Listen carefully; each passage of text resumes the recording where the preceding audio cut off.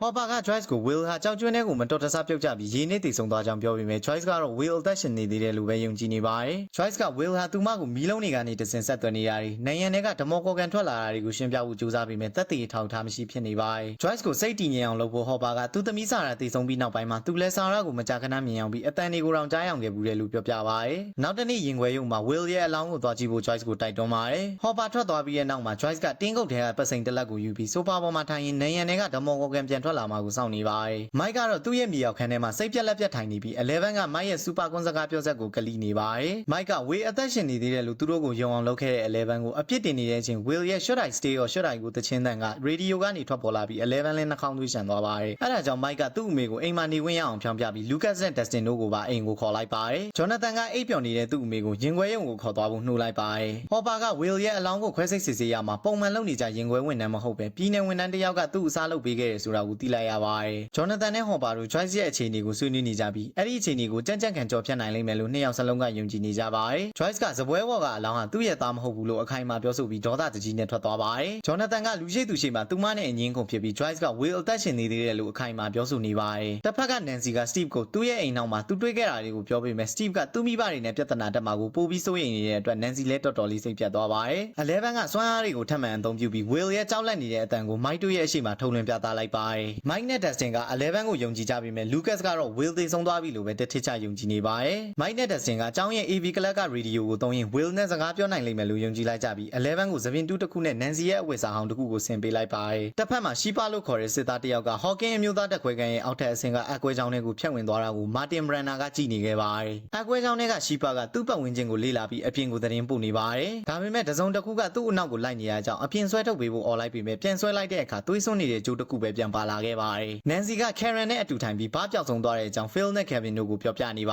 ါတယ်။ Nancy ကအဲ့ဒီညနေကအဖြစ်အပျက်တွေကိုသူမနဲ့ Steve ကြောင့်ကလွယ်ပြီးအကုန်ပြန်ပြောပြခဲ့ပါတယ်။ Nancy နဲ့ Karen တို့ကရဲကိုလိန်ညာပြောဆိုခဲ့တဲ့ကိစ္စနဲ့ပတ်သက်ပြီးအိမ်မှာအငင်းကုန်ဖြစ်နေကြပါတယ်။အဲဒါကြောင့် Jonathan ရိုက်ထားတဲ့ဘားပြက်တပ်ပုံကိုထုတ်ယူပြီးပြန်ဆက်လိုက်တဲ့အချိန်မှာဘားပြက်နောက်မှာရက်နေတဲ့အမဲအောင်ပုံရိပ်တစ်ခုကိုသတိပြုမိလိုက်ပါတယ်။ Will ရဲ့အလောင်းကိုသယ်လာချိန်မှာသူ့ကိုအတင်းကျပ်ထွက်သွားခိုင်းခဲ့တယ်ဆိုတာ Hopper ကဒေသခံရင်ခွဲရုံမူ Gary ကိုစစ်ဆေးမေးမြန်းရင်းသိသွားပါတယ်။ Mike တို့တွေ AB ကန်စီကိုစုသွားနေကြချိန်မှာ Scott ကသူတို့ကိုတားလိုက်ပြီးအားကစားခန်းမထဲက Will ရဲ့အောက်မေ့ပွဲအခမ်းအနားကိုဘာကြောင့်မတက်လဲဆိုတာနဲ့ Eleven အကြောင်းကိုသိကျင်စိမ့်နဲ့မေးမြန်းပါတယ်။ Mike တို့တွေက Eleven ကို Mike ရဲ့ဆွေမျိုး Eleanor လို့လိန်ပြီးပြောဆိုလိုက်ပြီး Scott ကသူတို့၄ယောက်စလုံးကိုအားကစားခန်းမစီကိုခေါ်ဆောင်သွားပါတယ်။ Mike ကအခမ်းအနားအတွင်းမှာ Troy နဲ့ James တို့ Will ကိုလှောင်ပြောင်နေတာကိုသတိထားမိပြီးသူတို့ကိုလူအများရှိမှထိတ်တိုက်ရင်ဆိုင်လိုက်ပါတယ်။ Troy က Will ရဲ့အကြောင်းနောက်ထပ်ပြောတဲ့အခါ Mike ကသူ့ကိုမြေပေါ်တွန်းလှဲလိုက်ပါတယ်။ Eleven က Troy ကိုလူအုပ်ကြီးရှိမှဘောင်းမီထဲသေးထွက်သွားအောင်လုပ်ပြီးတားဆီးလိုက်ပါတယ်။ Jonathan က Will အတွက်အခေါင်းတွေကိုစစ်ဆေးနေချိန်မှာ Nancy ကပြန်ဆက်ထားတဲ့ဓာတ်ပုံကိုပြပြီး Barb ကို Steve အိမ်နောက်မှာသွားရှာရင်မျက်နှာမပါတဲ့အကောင်တစ်ကောင်ကိုမြင်ခဲ့ရကြောင်းပြောပြပါတယ်။ Jonathan ရဲ့အမေမြင်ခဲ့ရတာတွေနဲ့တူနေတာကြောင့်ဓာတ်ပုံကိုချဲ့ကြည့်ဖို့ဆုံးဖြတ်လိုက်ကြပါတယ်။ Hopper က Will ရဲ့အလောင်းကိုတွေ့ခဲ့တဲ့ရဲဝန်ထမ်း David O'Bannon ကိုဘားရဲ့အနောက်မှာရိုက်နှက်ပြီးအလောင်းကအတုလုပ်ထားတာဖြစ်ကြောင်းကိုဝန်ခံထွက်ဆိုခိုင်းပါတယ်။သူတို့ကိုစောင့်ကြည့်နေတဲ့ကားတစ်စီးကို Hopper ကသတိပြုမိပြီး O'Bannon ကသူတို့နှစ်ယောက်စလုံးအသက်ခံရနိုင်တော့မယ်လို့သတိပေးနေပါ